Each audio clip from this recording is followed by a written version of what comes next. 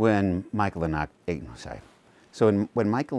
and I did this little program in public, it was at least videotaped.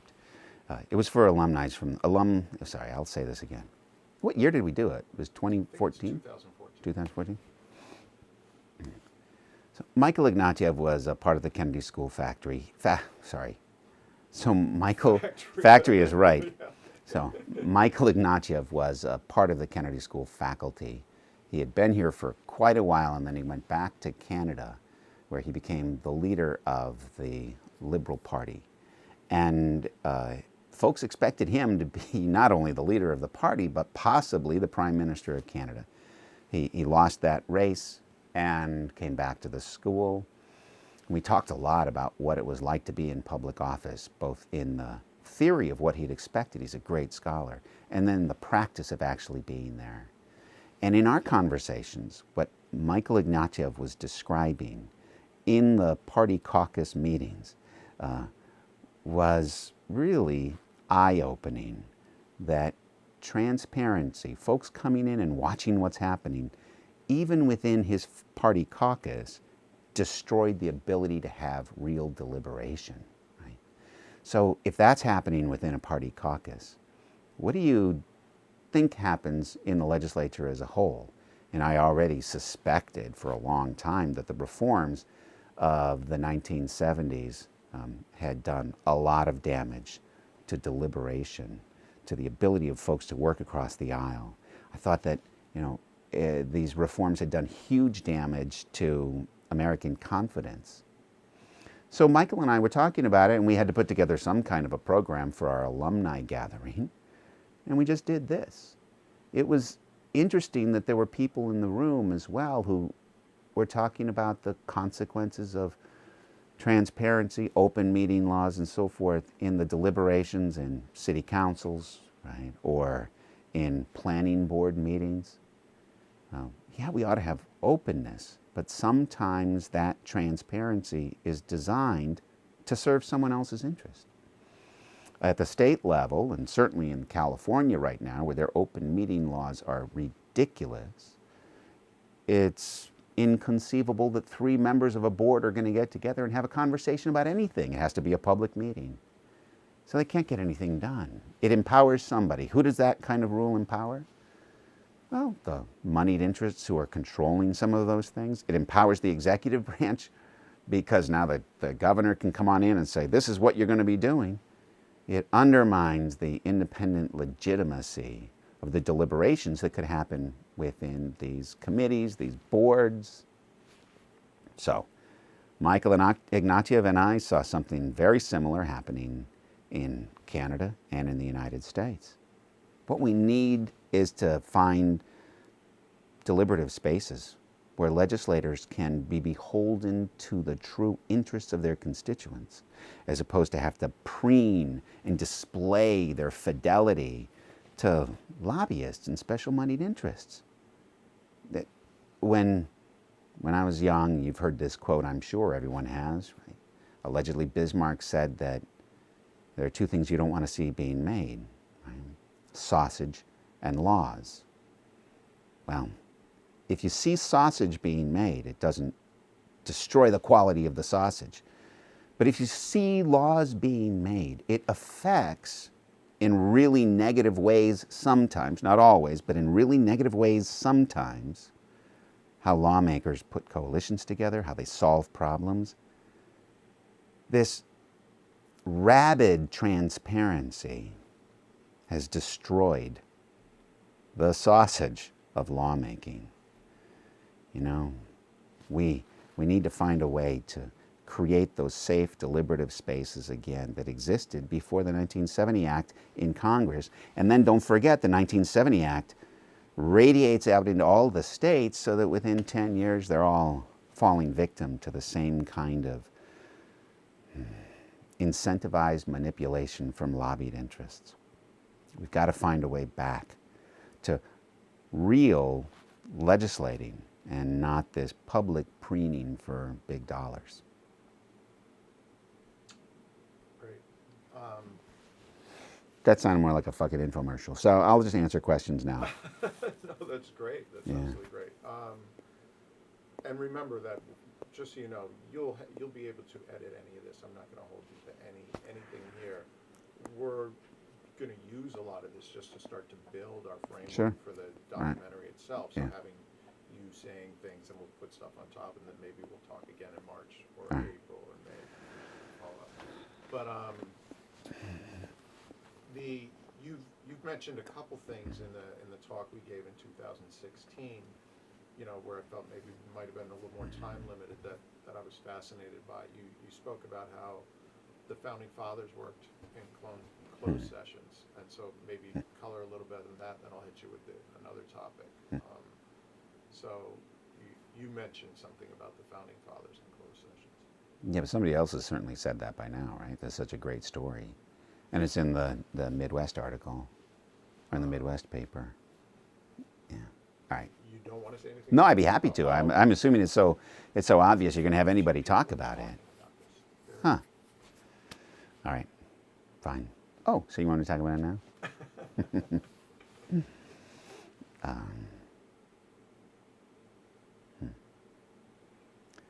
So a Congress is a deliberative assembly. You bring people together with multiple points of view, and they try and come up with some better version of policy or the future that they enact, right? And sure, we get to see usually how people vote on final passage of a bill, but the actual crafting, the shaping, the guts of compromise has traditionally and importantly been done outside of the public eye. And it goes back to before our founding, but if you just think about what it was like when the Constitution was being written in Philadelphia, you know, it happened over a hot summer, and they were so worried about folks hearing what was going on inside that room where they were cutting compromises that they kept the windows closed. They shut the windows so that there couldn't be anybody sneaking and listening in. So you have the founding fathers, 55 of them usually in that room, sitting and negotiating and debating the pros and the cons of where power would be. But they knew that if everybody was watching, they would have to hold fast to their positions. Or if their moneyed interests were watching, they'd have to change the structure of the Constitution. Those were representatives sent to Philadelphia, sent by their state legislatures. Some were given strict instructions, you can't do this, you better do that. If the powers that be back home knew the kinds of compromises they were making, we absolutely would never have come up with the Constitution. If we had the transparency laws, this transparency ethic that we have now in America, at the time of our founding, we would not exist as a country. And that doesn't mean we, have to have complete, closed rooms and no one can see what's happening. The importance about transparency in lawmaking, in hearings, in negotiation, in voting on amendments, the importance there is that you're allowing people to talk to each other and to compromise. Is sitting across from somebody and saying, okay, this is going to be hard for me to do, but I don't want the folks back home to know that I'm doing it, but it's in the public interest that we compromise. You can't do that now if everybody's watching. You're held to this high account. So we wouldn't have the Constitution if we had today's transparency regime, today's transparency mania. Obvious. That we're still recording, because that was really awesome. Yes, we are. That's awesome. And if anyone else said it, you just replaced that because that's really beautifully said. Huh. Because you hit on Hamilton's point, which said lobbyists would control. You hit on Madison's point, which said people will hold fast right to their lines. That's exactly what happens. The other thing that we've spoken a lot about that I'm finding more and more, so I spoke with the lobbyists, having lunch with them just 2 days ago, and I introduced the idea of weaponized amendments. And they go, you had to write a bunch of those for blah, blah, blah. Yeah. And she turns around, you had to write I'm still writing a bunch of those, right? Met with the LD for Menendez. Yeah. He's like, they pressured me to write those. Yeah. I would think they do. Right? So this is the Sure. first time. So I said, wow. He's like, why'd you say wow? I'm like, you are the first person that I've actually spoke to that has told me you've written it. But then since then, now I've run into a number Sure. of people who are talking about exclusively making these weaponized amendments. So maybe if you could talk about, because we're talking about something that has no literature. Yeah. Wow. But that's also like totally natural, and everybody knows it goes on, right? Right. I mean, Francis Lee has developed some literature around it, right? But we're talking something that's just literally got no history in the conversation, right? I was speaking with people from our street and all this, and they're just like, that's a huge problem. Yes. Yeah. So maybe if you could introduce the idea of weaponized transparency in some way, however you want to word it, All right. whatever your thoughts are on it. All right. So maybe a lot of the. All right. So how do I want to talk about it? If we go back to the world before the 1970 Act, amendments weren't publicly shown. You could vote on an amendment and no one would know what side you were on. And that's because amendments were explicitly for negotiations. It was to try and come up with a compromise. The point of an amendment was to advance a compromise, period. We could see how people voted on final passage. But the whole idea of an amendment changed when it became weaponized, when transparency becomes weaponized, when you can now display to the folks back home, display to the lobbyists, display to your party leadership, display to somebody who might challenge you in a primary or a general election. You can use an amendment strategically, not to build compromise, but to advance your personal, your financial, your lobbyist interests. Weaponizing transparency destroyed the art of compromise. It absolutely did. So what do we have now? You have members of every legislature who are going out of their way to write amendments that embarrass the other side, that are poison pill amendments, that are designed to destroy compromise. That was really rare 30, 40 years ago, but now it's commonplace. And it's commonplace that people come into Congress now, emerging out of a state legislative environment when amendments are used to take people out. An amendment is a bullet, and somebody's name is on it. It used to be that an amendment was a bandage to help bind together wounds. But now with weaponized transparency, amendments have become bullets, and they're aimed at the heart of public deliberation. We have to find a better way.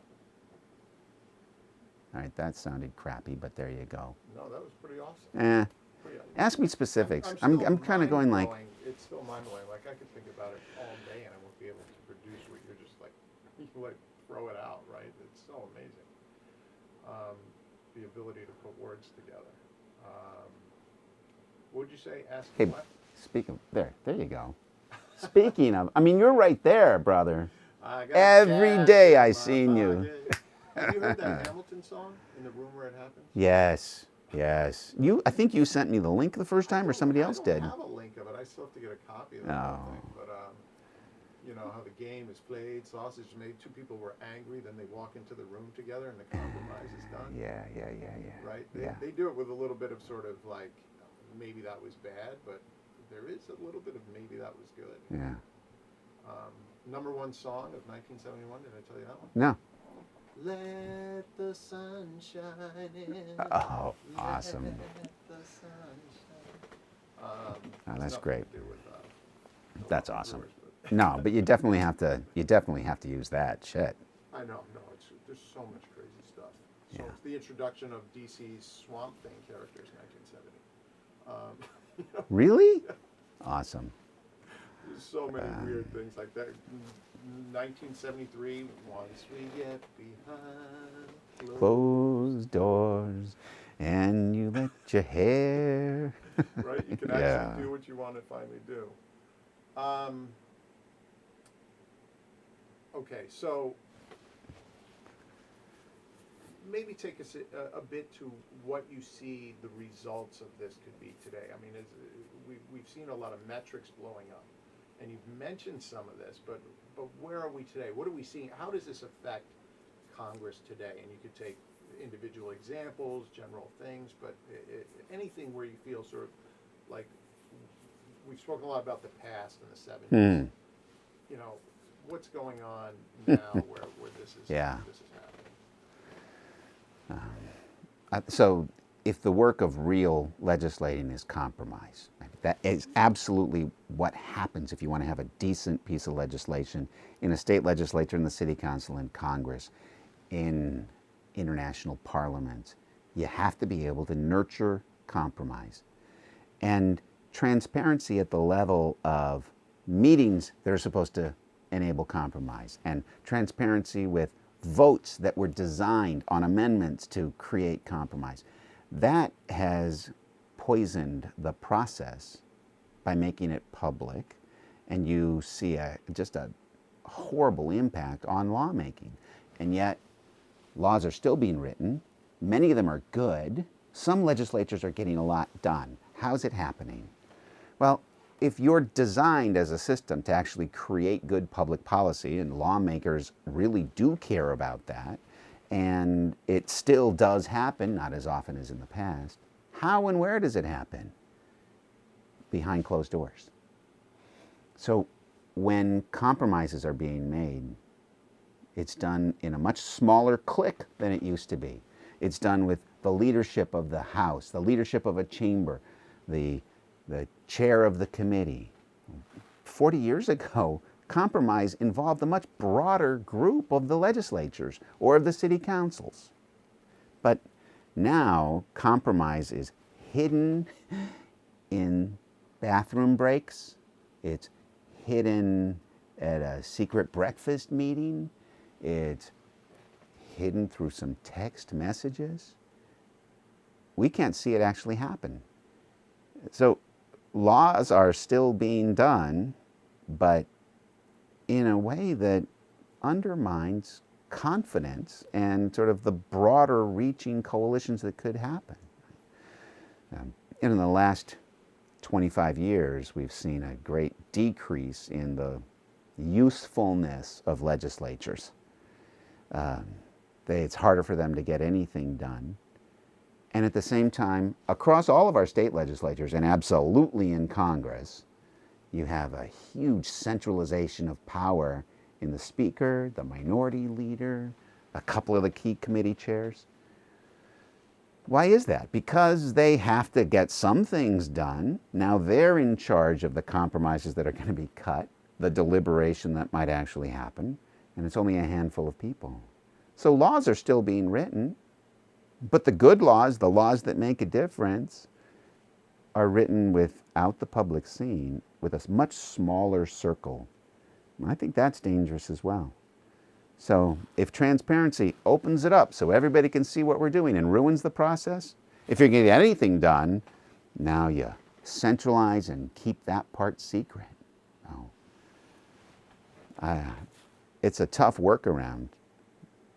I think there's huge damage in centralizing the powers of a few, right, at the leadership of our legislatures.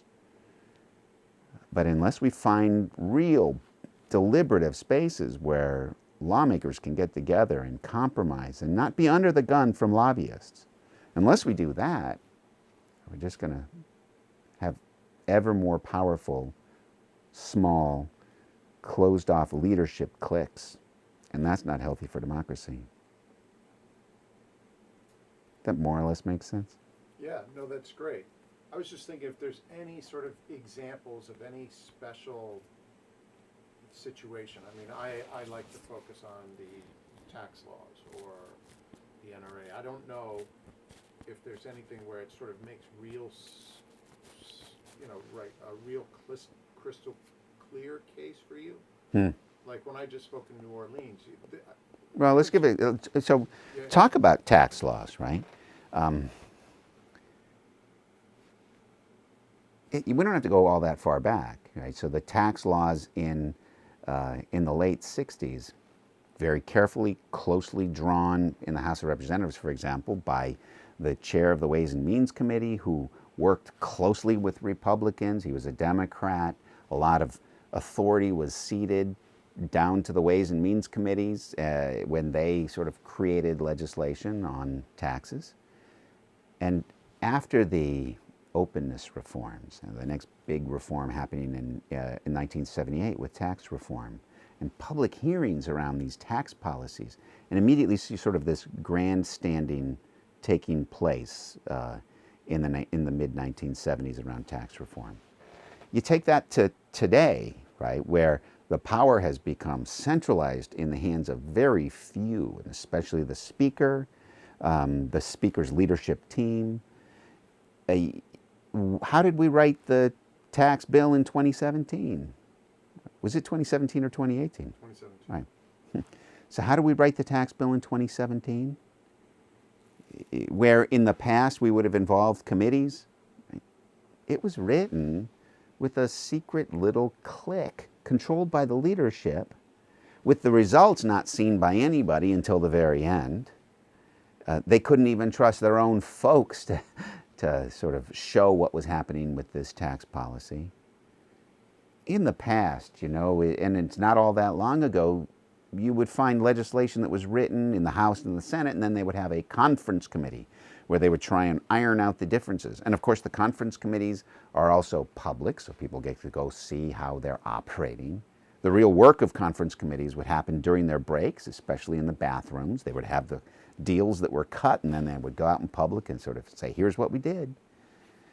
That's how tax policy was written, you know, for the last couple of decades. But now we don't even have the pretense of showing up and having these conference committees. The Senate is going to accept what the House did, or the House is going to accept what the Senate did. They don't want to have any kind of public dialogue, and so they've cut everybody else out. This last tax law was written in the way that we've seen so much recent legislation done, by a carefully controlled small clique. And most of the other members of Congress are worthless. They're not doing anything. They don't have a lot of individual power and agency. They can't shape the lawmaking because they're not there for parts of the negotiations. And this deliberative assembly is not working. It's not working. But I didn't talk about specifics. That's pretty good. I mean, the tax thing's important. You know, the 86 one was written in closed committees, right? Cool. Rostenkowski and Packwood closed it. So that's always a fascinating case because that's Douglas Arnold's big thing. Can I tell you a story about the 86 Act? Yeah, that'd be great. The 86 Act is such a big deal for all this stuff we have. Yeah. One of the reasons I got interested in transparency was, as a young scholar, I was looking for these meetings where I could actually see what people were saying and what they were doing. And I wrote a couple of papers where I would sort of measure the number of words that somebody said in one committee and what they were talking about, so the quantity and the valence of their comments. And it felt so good because I had data, and if I could see the data, maybe I was going to understand how they were actually doing their work. So I wrote a paper for a conference on the Rostenkowski's time as the chair and the 1986 Tax Act. And I pored over it, and I got to see all kinds of interesting stuff. You know, okay, so Gephardt is kind of active and interesting and so forth. You could see him emerge. But there was a lot that was sort of secret and I couldn't pick up on. And it frustrated me as an academic. It's like, I got a young scholar, I got to get this stuff, right? And so I was at the University of Michigan working on my PhD, and Dan Rostenkowski came and spoke at the business school. And I have in my hand a manuscript of this paper on what was happening and what had happened in the 1986 work. And I went down. He's surrounded by a bunch of folks from the business school, all eager to hear what Rostenkowski has to say. And I said, Congressman, I have a question. about the crafting of the '86 Tax Act. And he looked at me like I was from Mars. And he said, "Who are you?" I said, "Well, I'm a grad student in political science." And he looked me in the eyes and he said, "Fuck off." You know, I was, what the heck happened here? I'm just a nice little academic. This transparency ought to, improve my standing in my nice little discipline. I could get a research paper out of this. What's he saying this? The reason he was saying it in his brusque manner, which I appreciate, was because in some respects it wasn't my business to know those details. There were Republicans that had to work with him. There were Democrats that had to work with Republicans. And I wanted to get in the nitty-gritty and say, what happened? What's the link between that and how much money you guys got? It's not in his interest, because the more public these things are, it can destroy the ability as a committee chair or anybody to actually get the work of the law done. So, that's great. I didn't know that story at all. Got the paper somewhere in that lower file down there. I never published it. Wow. Yeah. Yeah, Douglas Arnold writes just straight up. I mean, the lobbyists were bothering everybody. Then they turned to, and Arnold writes, total secrecy. And in the same paragraph, he goes, and then the lobby can no longer. Awesome.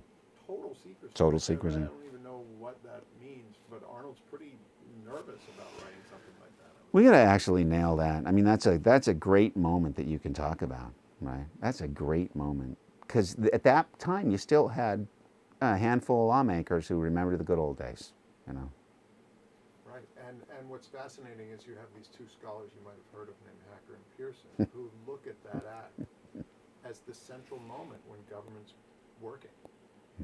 Right, they figured it out. They're crossing the aisle. They're getting everything done. They seem to just leave out one aspect that it was closed. Then they turn to the Clean Air Amendments as the number two. So sometimes they'll start their talks with the Clean Air Amendments of 1990 or 91 or that. So those are the two big ones. Clean Air Amendments were shut down by George Mitchell. Have you met Phil Sharp? I don't even know who that is. Phil Sharp was a member of Congress from Indiana. He, I think he went in roughly in the Watergate boom, and is a Democrat. He got on the Energy and Power subcommittee, so he was on Commerce early on. So he was sort of under the tutelage from Dingell, and ends up chairing the Energy and Power subcommittee for a while, again under Dingell. And he was the lead author on the House side for the Clean Air Amendments.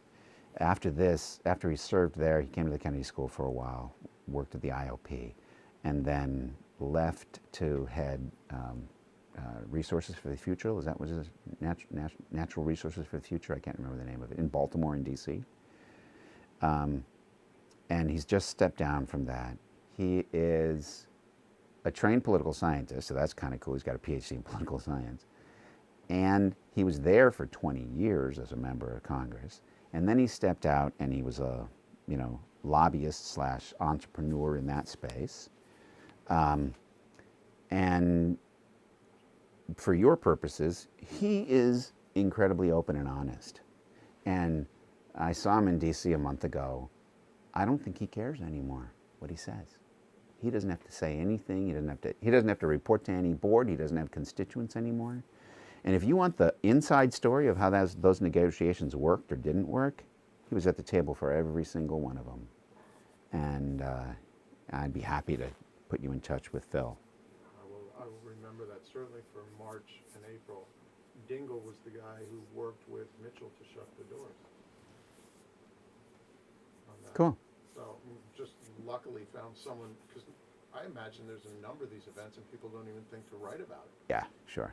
Right, Yeah. but we get lucky when people just force Yeah. it. Oh, you got to talk to Phil. I can't believe I didn't think about that earlier.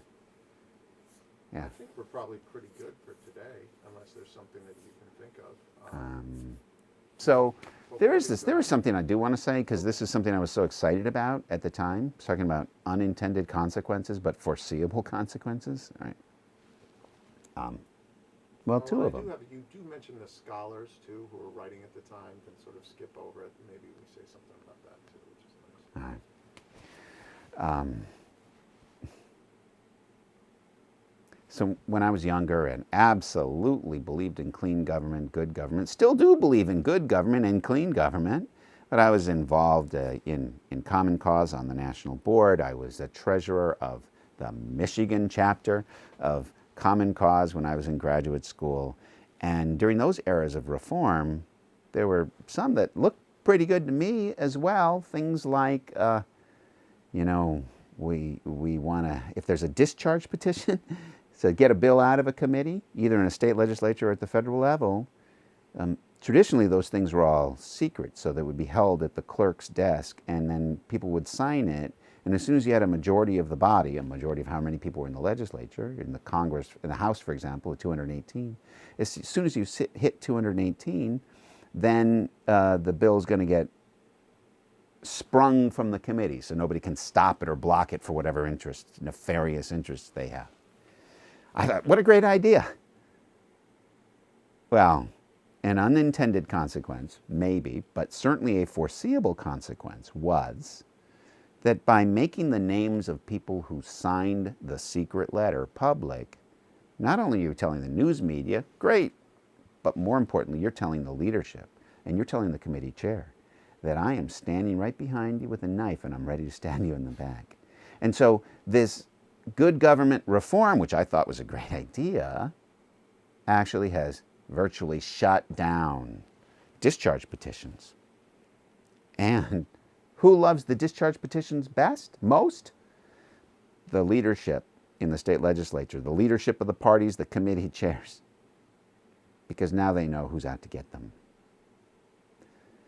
Another good government reform was to try and rein in the power of a few key senators and who were running filibusters. So this idea was to change the rules in the U.S. Senate, because the filibuster rule is not in the Constitution. It's just in the written rules of the Senate. They can always change that with a majority vote. And the rule had been that if you wanted to shut a conversation down, it's called cloture, to vote for cloture, which is everybody raise your hands, right? Seen enough hands raised. Okay, now shut up and sit down. That's cloture. And it used to be that you needed 2/3 of all the people who were in the chamber at that particular moment. Okay, that's a pretty high barrier. 2/3 of all the people who are in the chamber at the moment. So if everyone's there, you need 67 out of 100 senators. So in the name of good government, they thought, we're going to take that 67. We're going to move it down to 60. Instead of having 67, now it should be easier to actually invoke cloture. It had the opposite effect. Because you almost never had 100 senators present. You almost never had 90 senators present voting for cloture.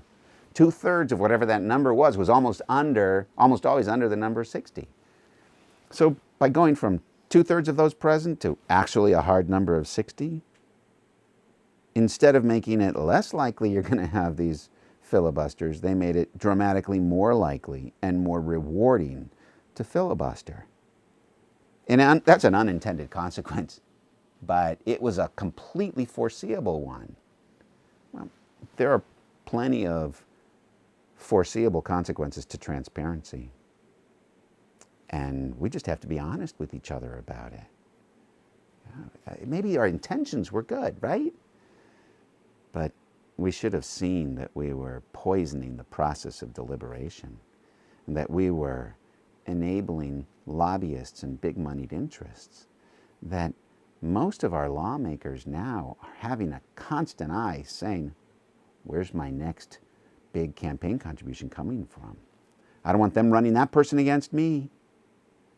They're focused in a defensive posture around that, as opposed to sitting down together and in the comfort of their own conscience actually building better laws. So unintended consequences of transparency maybe, but completely foreseeable. And now that we have a clear eye and we say, look at the damage that's been done, we've got to fix it. We've got to figure out how to put this genie, if not back in the bottle, build a new bottle and create institutions that are really deliberative again. We can do a heck of a lot better than what we've got right now. I almost wanted to raise my hand because there's something that you were getting close to on, which was and we haven't spoken about, we have no one talking about, is how little the public follows these votes. Oh, yeah. Right, we have nothing on that. Yeah. But I mean, you're probably, you're a Harvard professor of Congress, right? And so maybe talk about how little even academics follow votes, and then break down to people where no studies ever, something to that effect. Yeah, yeah. Because that's what everyone's going to ask. What about us? What about we need it? Our right to transparency. Yeah.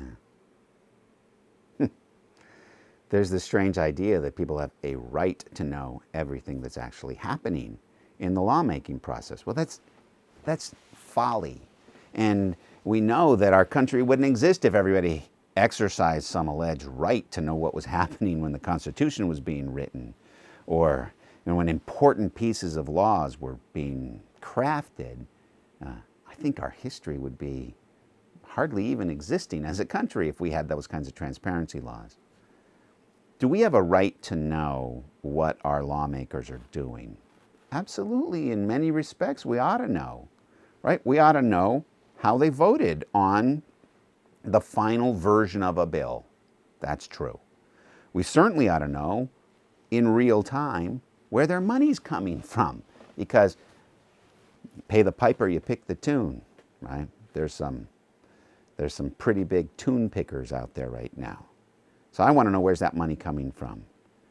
But do we have a right to everything that a member is doing, every moment when they're working across the aisle? Lawmakers are there because they want to make the world a better place. They really do. But then they get caught up in this system where everyone can see the little negotiations that they're actually doing.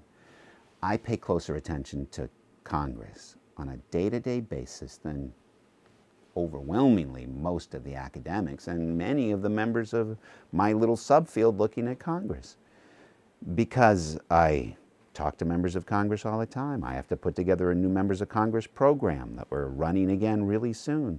I pay attention to the details, but I don't know how most people are voting. I could figure it out. Now, I guess we all want to say, if I want to know how they're voting, I could. And there's something really comfortable about that. I want to know how people are voting. I certainly do, myself, want to know how they're voting on the final version of a bill.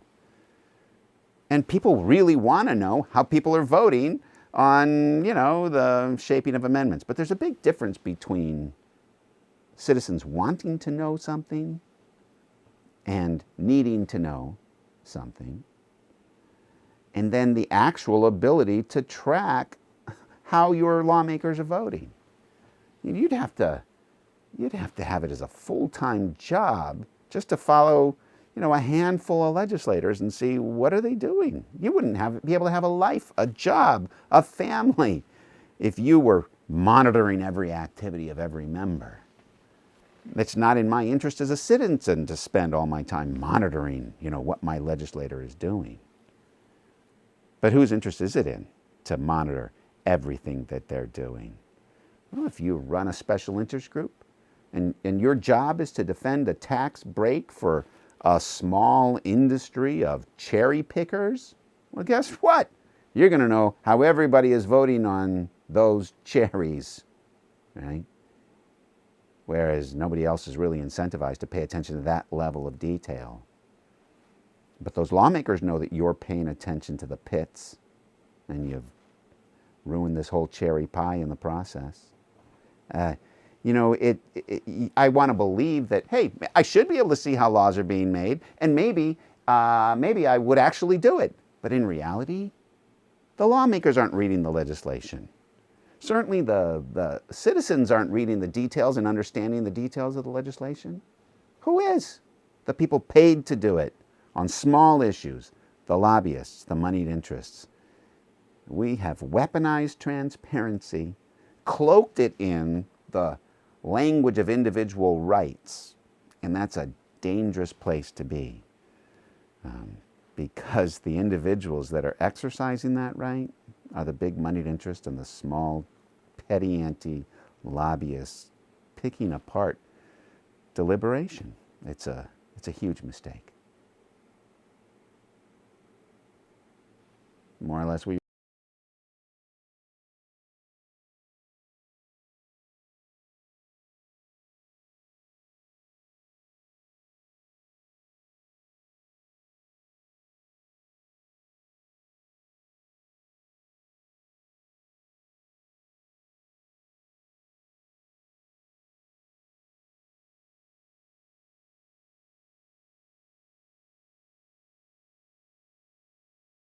you're looking for? Oh yeah, Right.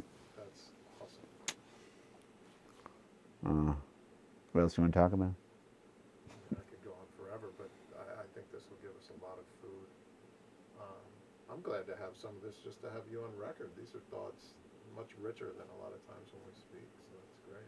Can you believe it? I'm not running around doing everything at once right now. I'm trying to really be more disciplined and focused and let some of that other shit go. It's been hard. You seem more relaxed today than I've seen you in a while. Sleep deprivation. Yeah. How's Zorak doing? It's probably not a good question, is it? He's still alive. I'd still love to get him recorded at some point. You want to go talk to him? I would. Doesn't he live in Florida or something like that? Yeah. Make it that long. We're always worried about him, but yeah, if he's still with it. Do you still have that list of the new members, or the members of the Association of Former Members of Congress? That Yeah, somewhere. got it somewhere too. I actually think it's up on the shared drive. Obi would be great too. Right, Obi would be the best. Oh, that's so good. I Yeah. imagine there'd be a number of them that'd be interesting because now they're retired. Right. Right. But they're also on the verge of death, and Yeah. and so, like, if you could somehow manage to get, like President Bush, he was there. He was there, right? He was there when they passed that damn thing. It's amazing. So I think as we start to collect footage, and I'm going to talk to more documentary filmmakers this weekend, I meet with two big groups of documentary filmmakers. People get more excited when there's a project behind some of these interviews too. Yeah. So, like, we've noticed that I find people just so much more willing to talk to me if I tell them I'm putting this documentary together. Like getting this woman, she dressed beautifully, right? And but it's also you seem like a non-threatening documentarian. You're totally non-threatening. Totally non-threatening. Nice. Yeah, very nice. And so, and because the not everybody knows what you're talking about yet. They haven't figured it out. Just how powerful this shit is. It's a good time for you to do this. awesome. But yeah, even just, because a retired member, as we know, is just a little bit more likely, Yeah. to be like,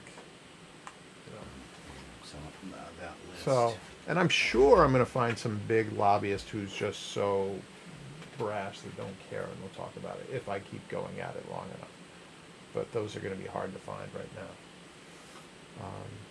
Even the two that I'm talking to, they're just like, on record? We'll see. I got some friends who are retired, and they're sending me links and sending me evidence, right? But I think we might get one of them. So Who is it? it's a healthcare woman. Her name's Lisa Lehman. She's from your part of the world too. She's been around forever. So she was there in 2003 when voting on Medicaid Part B. Inside stories. She was there for that long. They know all the ins and outs of the doc fix, which they also shut doors on. And they were just going off. And I was like, she literally gets every single bit I'm talking about. So she's been really helpful. Took us out to drinks, it's like trying to pay for lunch, stuff like that. So she's really excited because she cares, right? Like almost everybody in Washington, right? They care. I'm not running into these, let's screw the other side bozos. Yeah. So he's being clever. He's recording the sound now. Look at that. no, he's listening to make sure your sound works. Oh, really? Yeah. Did my sound work? Yeah, that's. Uh-oh. It didn't work? There's 3 minutes with nothing. What? There's 3 minutes with nothing. We didn't record till like 3 or so minutes. No, I just can hear some people yelling on the back, which is weird. Like But do you hear him talking?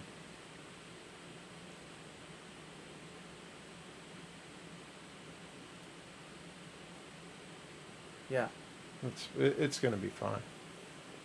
In the beginning, it was like, when you're in a rally and people are on the microphone, but we didn't hear Right, that. but no one was talking, and so it probably is jacking up the sound. It probably have some sort of... Where? Yeah. Out there, maybe. No, I won't even worry about that. So I just want to tell you I've been putting this incarceration one together forever, and that's what I spoke about in University of New Orleans in front of a guy who speaks publicly often about incarceration. I don't even know what you're doing with incarceration. So Well, it's yet another thing that I So learned. this it's a 2-minute story, right? Because you'll get it all immediately. First of all, most incarceration problems happen on the state level, it's not a federal issue, Absolutely. right? Sure.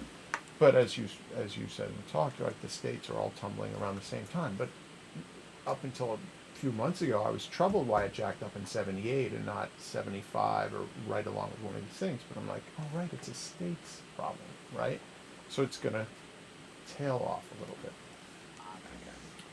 And so I've looked heavily at the prison lobby, and they're powerful. 25 million a year, private prisons, public prison does their shit.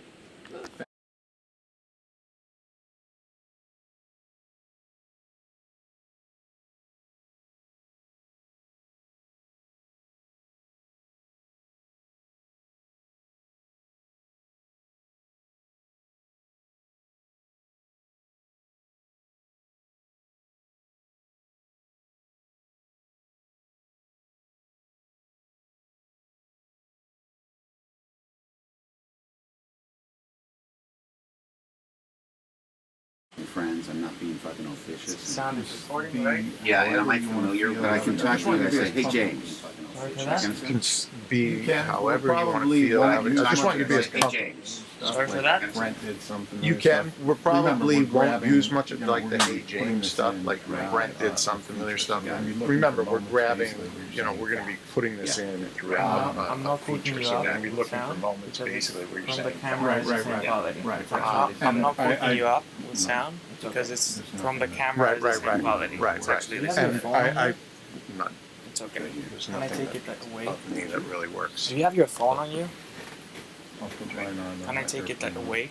Sure. Yeah, this thing's on silent right now. If I'll you put need mine the on whole thing shut airplane down. mode.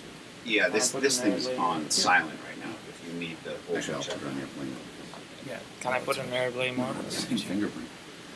Actually, I'll put it on airplane mode. Yeah. Well, it's first. Same fingerprint. Okay.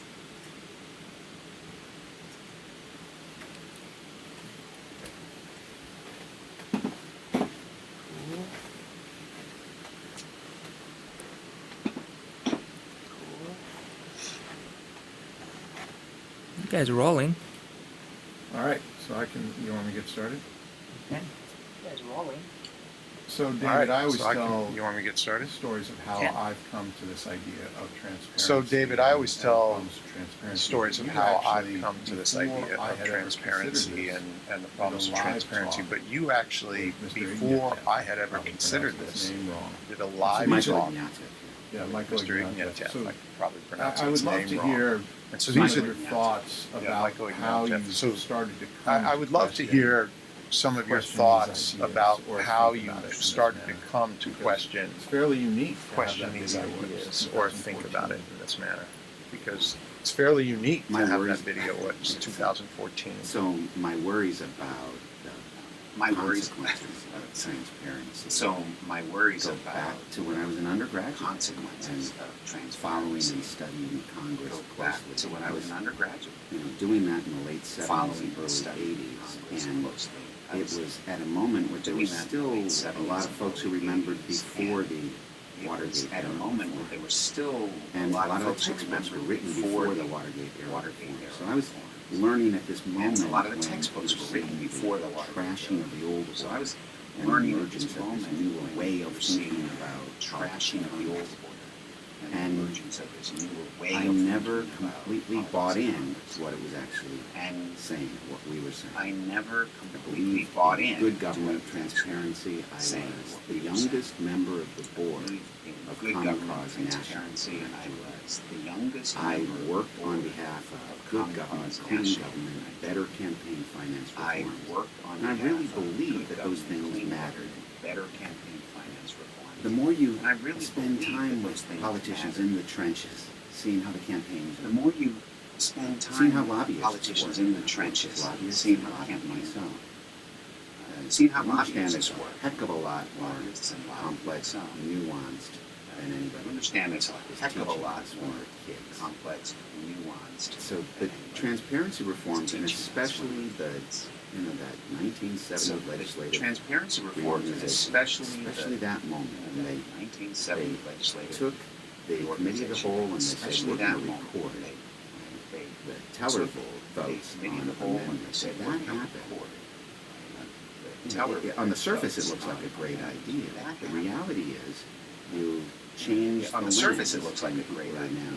The reality Go is, ahead, you change the perspective change of the members, and they're lens, focused and not on so you change the kinds of perspective deals of that they members get and done, focused not on who's paying the piper. the kinds of deals Those that outside they get interests that are done, much more closely watching. who's paying the piper. This is now rambling. There's as I outside said. interests that are much more What I closely. wanted to say is, This is now rambling.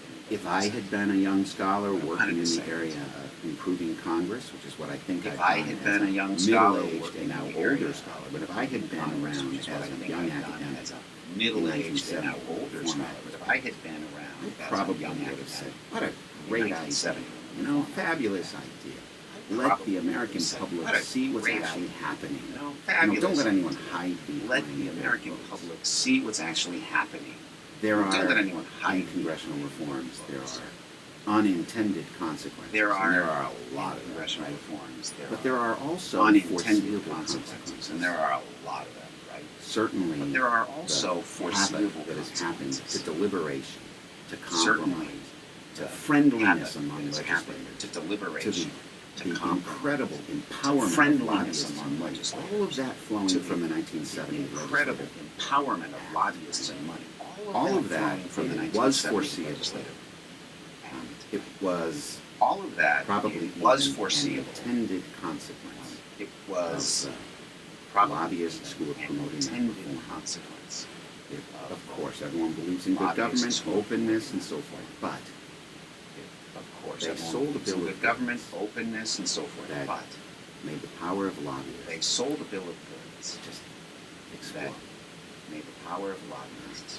Was it an unintended consequence? If I had been a young academic, I would have said unintended consequence. Was it an Foreseeable unintended consequence? Absolutely. If I had been a young And for academic, a I couple would of have those said key decision unintended makers, consequence. Foreseeable I think it was consequence? intentional. Absolutely. And for now, a couple of can you those get the key genie decision back in the makers, bottle? Who knows? I think it was But we can at least intentional. build some new Now, institutions. can you that get the genie back in the bottle? constrain and make this Build genie some work a new little bit institutions that better for can the American public as constrain opposed to And the make this lobbyists genie work a and little the bit legislators better for the now. American public as opposed to Unfortunately, often. the lobbyists. Not bought and sold. The legislators now who are But they're on short-term rentals. often not bought and sold, That's where we. but they're on short-term rentals. And so when you were building this talk with, And so Yeah. when you were building this talk with, go ahead. For a second. Yeah. Because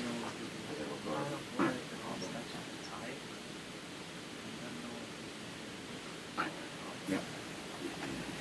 does it look bad? I think it looks a little worse. So I don't think the touching is going to be that big a problem with that. We had zero problems with her hair hitting the mic and it hit the hair. I was on it all the time, not. But I was watching the hair hit, so Okay. I don't know. I let's keep All going. right. I Sorry. have no problems with Crazy Brent, so. And so you're building this conversation with Michael, who's from Canada. I just, some of the feelings you guys was it maybe you just throw this talk up and you didn't talk much about it? Or was there a little bit more going on behind the scenes?